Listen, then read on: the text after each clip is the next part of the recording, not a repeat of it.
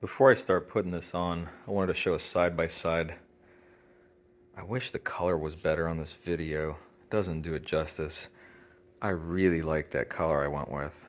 I'm curious to see how it's going to look once a lot of the stuff's in the vehicle and there's the contrast because of all the trim and the carpet and everything that is still matching that color.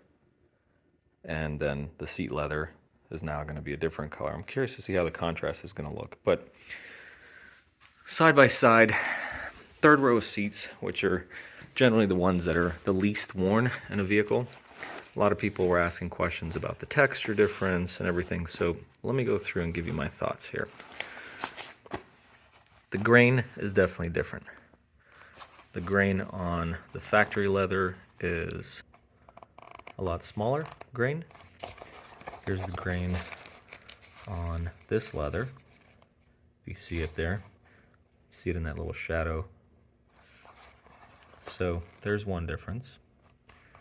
The perforation, the holes are much closer together and there are more of them on the factory leather, whereas on this seat cover the perforation is about half as wide and there's probably about half as many holes.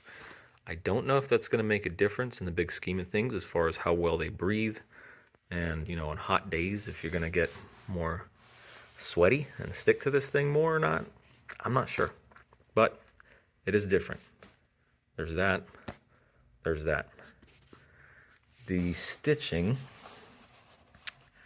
you know, the stitching's going to be hard to tell whether it's as robust or not. I'm kind of concerned about that in any new upholstery because the stitching and the material, apart from the fit itself, are the two big things that are going to determine how long it lasts. Just pulling the two sections apart, you can kind of see what the stitching looks like there. And find the same spot on the factory one. And it's much tighter stitching, nowhere near as loose. Let's see. On the backing. What does the backing look like? So along the edge, we've got our clips, right? Different color, that doesn't matter. As long as they're located and sized correctly, it'll all work fine. The Toyota clips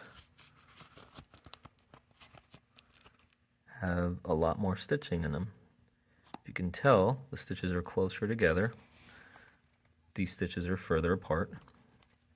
And I bet you not that the stitching on the leather on this thing is also further apart. Can't tell for sure, but I think it is further apart. So there's fewer stitches per inch on the LSEAT covers versus the Lexus Toyota covers. What else can we see as a difference here? The backing feels more robust on the LSEAT covers. So here's a piece where we can actually see the back of the leather. This is real leather. This is actually cowhide. On theirs, you know why this material feels thicker? It's hard to tell. I think it's because this backing is sewed to it all the way around. It just makes it feel more firm. But the actual leather,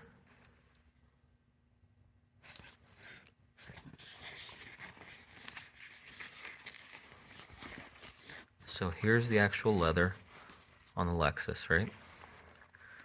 And there's the leather on theirs. Not sure if you can see it on the camera well or not. The Lexus leather is actually a little bit thicker of a material.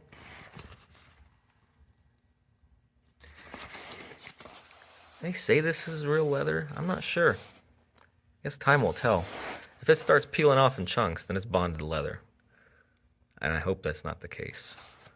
I've seen some people have great luck with it, some people not so much. And I had it on my LX570, and they lasted fine. I had it for about a year and a half, 2 years, so it didn't have it long term. I'm not sure how it would have held up. So overall, still a good option. I don't think this is going to be as nice a material as if you were to have a local upholstery shop build custom covers for you. But at this price point, it makes sense. Hopefully they're good enough to at least last you 5 years. That would be ideal. So there's some of the differences, initial impressions. Let's take a look at the back. Yeah, you've got the hardened material there on the seatbelt portion. It's built well. It's definitely built well. I like the foam better on this. It has much more support. The foam on the factory one is super thin. It barely has any cushion at all, almost none. You can very easily push right through. Whereas this is probably, I would say, 4 or 5 times thicker, the foam. I mean, it's not very thick. It's only about that thick, but it's definitely a lot thicker than the factory foam on the backing, which should help if you have old tired seats where the foam's been squished. This will definitely help fill out some of that old foam.